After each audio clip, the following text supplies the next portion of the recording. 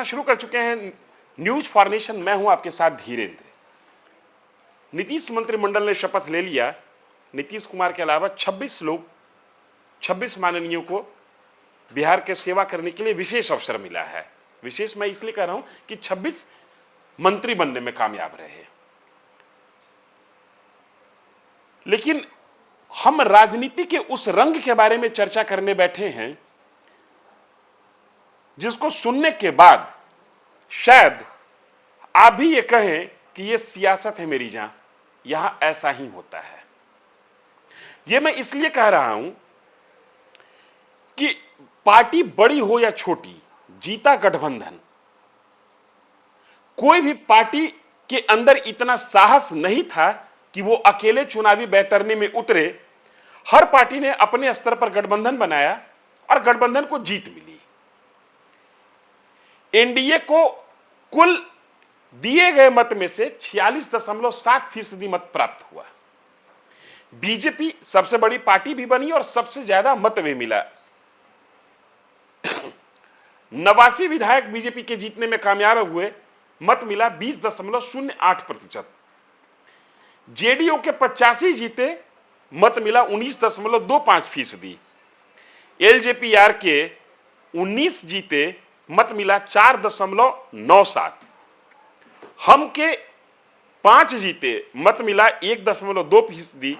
RLM के 4 जीते और इनका वोट परसेंटेज रहा 1.1। आज मेरी चर्चा के केंद्र में हम सेकुलर और आरएलएम है। यह इसलिए है कि इनके यहां टिकट बंटवारा से लेकर मंत्रिमंडल में हिस्सेदारी की जब तस्वीर हम देखते हैं और जब चेहरों को खंगालते हैं तो पार्टी परिवार से बाहर जाती हुई नहीं दिखती है। कार्यकर्ताओं के लिए शायद इस पार्टी में कोई जगह नहीं। यह मैं इसलिए कह रहा हूं कि उपेंद्र कुशवाहा की पार्टी को अगर उदाहरण के तौर पर हम लें तो उपेंद्र कुशवाहा खुद लोकसभा चुनाव हार गए और बुरी तरीके से हारे। 2019 में भी ये अपनी राजनीतिक प्रयोग करते हुए एनडीए से बाहर हुए थे और खाता नहीं खुला था। 2020 में ये विधानसभा चुनाव के दरमियान अपना गठबंधन बनाने की इन्होंने कोशिश की थी और खाता नहीं खुला था। नोटिस तक नहीं लिया गया इनकी पार्टी को। 2024 में फिर एनडीए में आए, 1 सीट मिला इनको और अपने लोकसभा क्षेत्र पर ये तीसरे पायदान पर रहे। 2025 के विधानसभा चुनाव में इनको 6 सीटें मिली। 1 सीट पर उपेंद्र कुशवाहा स्वयं अपनी पत्नी को लड़ा दिए, जबकि बीजेपी की मेहरबानी से ये स्वयं राज्यसभा पहुंचे हैं लोकसभा हारने के बाद। 1 सीट पर अपनी पत्नी को लड़ाए, 5 सीट ये कार्यकर्ताओं को दिए, 6 में 4 जीत कर आए। लेकिन आज जब मंत्रिमंडल में जगह लेना हुआ तो इनके पास कोई 4 में से कोई विधायक इनको इस योग्य नहीं दिखा कि ये उनको मौका दे। और मौका दिए ये अपने सुपुत्र को, जो बिहार विधानमंडल के किसी भी सदन का सदस्य नहीं है। इसलिए मैं कह रहा हूं और खासकर पॉलिटिकल पार्टी के कार्यकर्ताओं से कह रहा हूं और उसमें भी खासकर छोटे छोटे पॉलिटिकल पार्टी के कार्यकर्ताओं से कह रहा हूं कि ये राजनीति है मेरी जान, तुम्हारे लिए कोई जगह नहीं। अब हिंदुस्तान आवामी मोर्चा को देख लीजिए, इनको भी 6 सीटें मिली थी। इनके जो फाउंडर प्रेसिडेंट हैं जीतन राम मांझी, वो केंद्रीय मंत्रिमंडल में सदस्य हैं। गया लोकसभा क्षेत्र से ये चुनाव जीते। इनको भी लोकसभा चुनाव के समय एनडीए में 1 सीट मिला था, ये जीतने में कामयाब रहे और केंद्रीय मंत्रिमंडल में ये सदस्य हैं। विधानसभा चुनाव के दरमियान इनको भी 6 सीटें दी गई। 6 सीटों को इस पार्टी ने 2 परिवार में बांट दिया। जीतन राम मांझी के परिवार के हिस्से 4 सीट रही और इस पार्टी के जो प्रदेश अध्यक्ष हैं अनिल कुमार, उनके परिवार के हिस्से 2 सीट रही। वो स्वयं टेकारी से चुनाव लड़ रहे थे, हार गए और उनका भतीजा गया लोकसभा क्षेत्र गया विधान जिला और जहानाबाद लोकसभा क्षेत्र के अतरी विधानसभा क्षेत्र से चुनाव लड़े थे, वो जीतने में कामयाब रहे। हम सेकुलर से 5 विधायक जीतने में कामयाब रहे। 5 में 4 जीतन राम मांझी के पार्टी और परिवार के सदस्य और 1 जीतन राम मांझी की पार्टी हम सेकुलर के प्रदेश अध्यक्ष के परिवार के सदस्य। लेकिन जब मंत्रिमंडल में हिस्सेदारी की बात हुई तो जीतन राम मांझी और इस पार्टी के कार्यकारी राष्ट्रीय अध्यक्ष संतोष सुमन को किसी भी विधायक पर भरोसा नहीं हुआ। जहां पर उपेंद्र कुशवाहा ने अपने उस पुत्र को मंत्रिमंडल का हिस्सा बनवाया जो पुत्र विधानमंडल के किसी सदन का सदस्य नहीं है, वहीं जीतन राम मांझी की पार्टी ने अपने बेटा को ही दोबारा मंत्रिमंडल में का सदस्य बनाया, संतोष सुमन को। संतोष सुमन पिछले मंत्रिमंडल का भी सदस्य थे।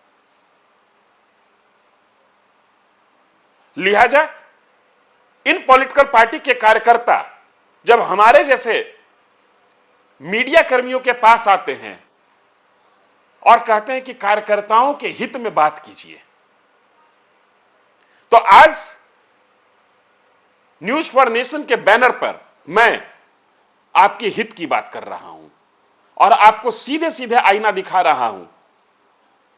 देखिए आपकी पॉलिटिकल पार्टी में कार्यकर्ताओं की हैसियत है क्या। एक जगह परिवार से बाहर टिकट नहीं जाता है और दूसरी जगह परिवार से बाहर टिकट चल भी जाए और लोग जीत भी जाएं तो मंत्रिमंडल में परिवार से बाहर सोचा नहीं जाता है।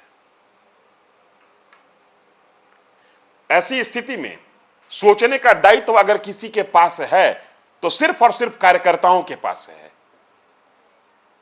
और ऐसा इसलिए हो रहा है कि जब कोई भी पॉलिटिकल पार्टी किसी जाति के नाम पर झंडा बुलंद करेगी और उसकी पहचान जाति के नाम पर हो जाएगी और उसका नेता उस जाति का अपनी पार्टी में प्रतिनिधि माना जाएगा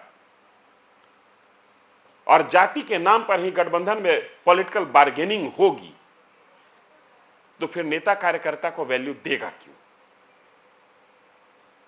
चूंकि नेता भी इस बात को समझ रहा है कि कार्यकर्ता हमारे पास आए हैं तो चाहे तो मेरी जाति के हैं तो मेरे पॉकेट में हैं और दूसरी जाति के हैं तो मेरी जाति के वोट बैंक के कारण आए हैं।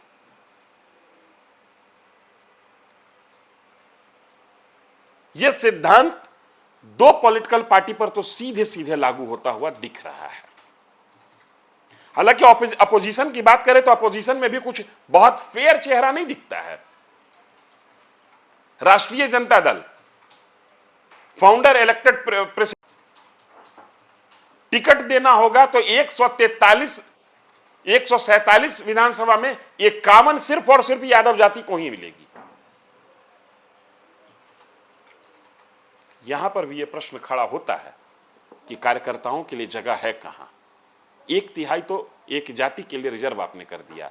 हालांकि थोड़ा सा वहां दायरा बड़ा है, परिवार से बाहर भी निकला गया, चूंकि संख्या ज्यादा थी। 100-150 के आसपास आप चुनाव लड़ रहे थे।